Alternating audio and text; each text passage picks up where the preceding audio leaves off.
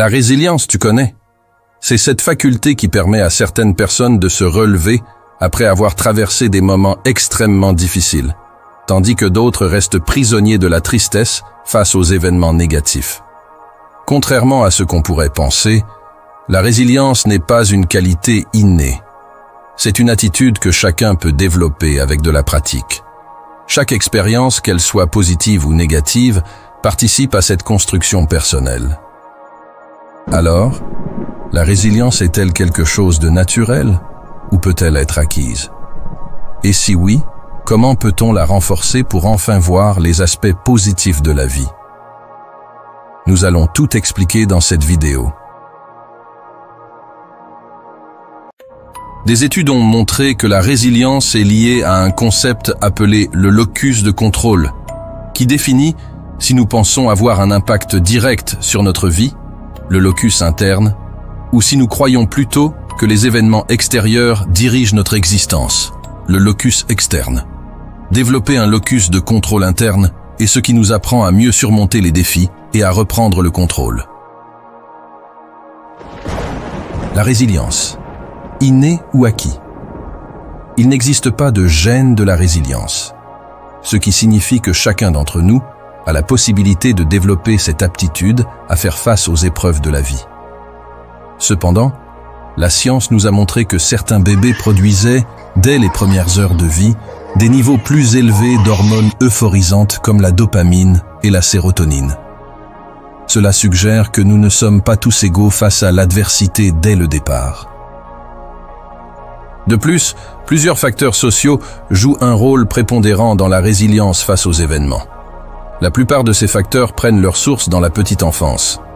Ainsi, il sera plus facile de développer des mécanismes d'autodéfense face à l'adversité lorsque les premières années de vie incluent un climat familial sécurisant offrant un sentiment de confiance, une force de caractère.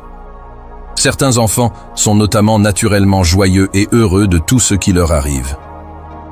Un entourage encourageant comme les premières amitiés, les professeurs et ainsi de suite, qui peuvent grandement influencer l'estime de soi et la capacité à voir la vie du bon côté. Les statistiques montrent qu'une personne ayant bénéficié de tout cela aura un caractère résilient, mais il ne faut pas non plus généraliser.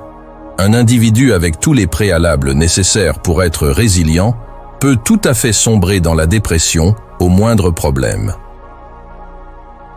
Et du coup, peut-on développer sa résilience au final, oui ou non? Pour répondre à cette question, il est important de comprendre que l'expérience et le passé de chaque personne influencent la capacité à être résilient et à faire face aux difficultés. Cependant, ce passé n'est pas figé. Il évolue avec le temps, et il est possible de reconstruire la confiance en soi, en la vie et envers les autres au fil des années. Certaines personnes ont plus de chance que les autres, c'est vrai. Mais même si l'enfance a été difficile, cela ne signifie pas qu'on ne peut pas changer sa façon de voir la vie. Cela demandera peut-être plus d'efforts, mais il est tout à fait possible de développer sa résilience, peu importe son passé. Quelques conseils pour cultiver ta résilience au quotidien. Cultive une image positive de toi-même et fais confiance à tes capacités. On a souvent tendance à être plus sévère avec soi-même qu'avec les autres. Essaie donc d'être aussi bienveillant envers toi-même que tu le serais avec un ami. Encourage-toi et sois ton propre soutien. Maintiens des liens sociaux solides, car avoir une connexion forte, même avec une seule personne, peut vraiment t'aider à surmonter des épreuves difficiles. Le soutien des autres est un atout précieux pour rebondir. Trouve un but dans la vie. Cela te donnera une direction et t'aidera à rester motivé, même dans les moments durs. Accepte qu'il y a des choses que tu ne peux pas changer. Apprendre à lâcher prise sur ce qui échappe à ton contrôle te permettra de concentrer ton énergie sur ce que tu peux réellement influencer.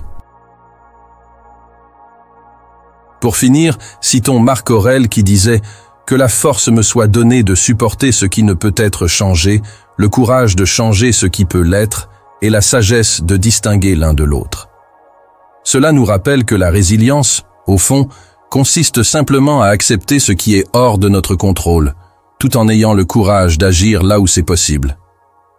Ce genre de contenu te plaît? Abonne-toi, aime et partage cette vidéo pour nous le faire savoir. Merci et à bientôt.